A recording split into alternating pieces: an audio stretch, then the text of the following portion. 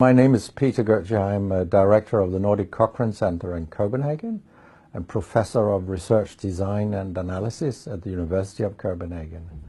2 years ago, I found out that our prescription drugs are the third leading cause of death after heart disease and cancer. Our drugs kill around 200,000 people in America every year, and half of these people die while they do what their doctors told them. So they die because of the side effects. The other half die because of errors. And it's often the doctors that make the errors, because any drug may come with 20, 30 or 40 warnings, contraindications, precautions and so on. No doctor in the world knows about all this. So they give patients drugs that they should not have given them, that interact dangerously with other drugs or food items or so on.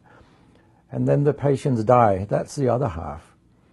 So the other thing I found out 2 years ago was that much of what the drug industry does fulfills the criteria for organized crime in US law.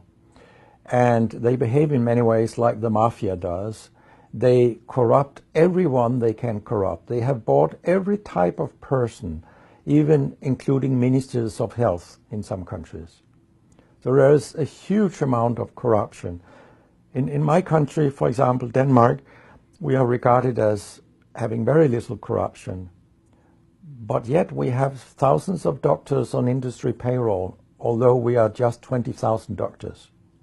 So this is an effective kind of corruption. The drug industry buys the professors first, then chiefs of department, then other chief physicians and so on. They don't buy junior doctors.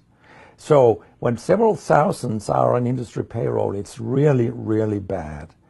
And that's why I wrote my book, Deadly Medicines and Organized Crime, How Big Pharma Has Corrupted Healthcare.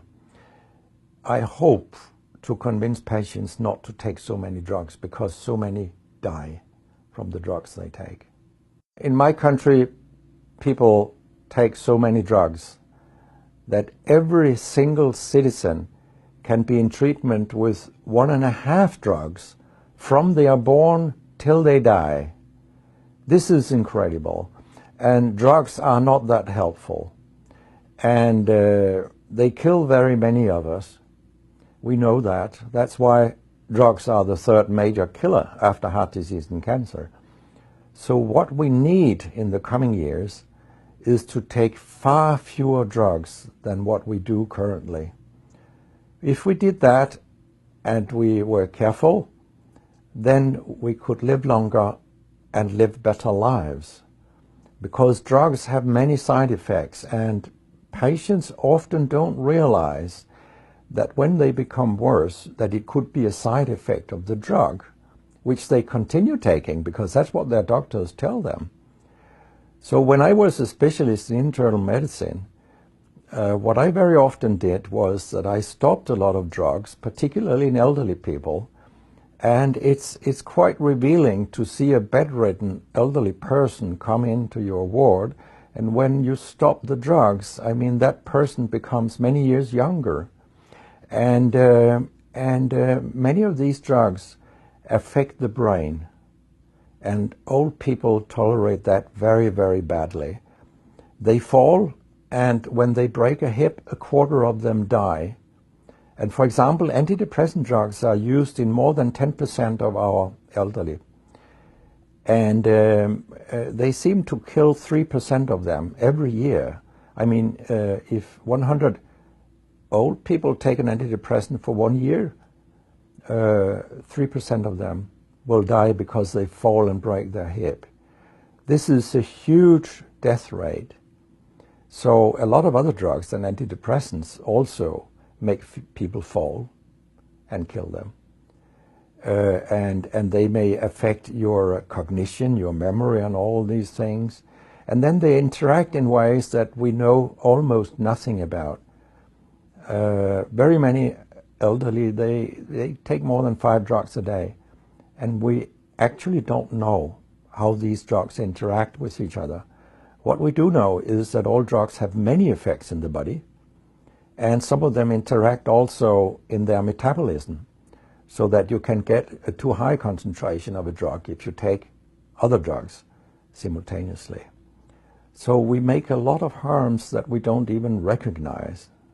I have a pretty colorful collection of things people have called me during all these years. And sometimes journalists have asked me, why do you always look up controversy? And my reply is, I don't. Controversy looks me up. Because it's not popular to tell the truth in healthcare. You will get a lot of enemies, because a lot of people make money on false premises, doctors and industry alike. And our drug regulators and our politicians, they are on board on this wagon. So very few people are independent of money in healthcare. And of course, I have attacked a lot of holy cows during my career, and people have screamed loudly. In a French journal, I was called a statistical masturbist because I showed with statistics that mammography screening didn't work and things like that. And I was even accused of scientific misconduct by the Association of the Danish Pharmaceutical Industry, which was completely ludicrous. It was harassment from beginning to end. They came with vague arguments that we cannot recognize the conclusions in your study, and they could have come up with numbers and said, these numbers are wrong. They didn't do anything. It was only harassment. It lasted 18 months, I think, the whole thing. And then when we were acquitted, I made sure that this nasty behavior was described in the British Medical Journal. So after that, they haven't come so much after me, the Danish drug industry. And when my book about organized crime came out, they just lied about it, as they always do, that my examples were old, they went back 90 years and so on. But, you know, where I demonstrate that what the 10 biggest companies do is organized crime, these examples, they were from within the last 10 to 15 years.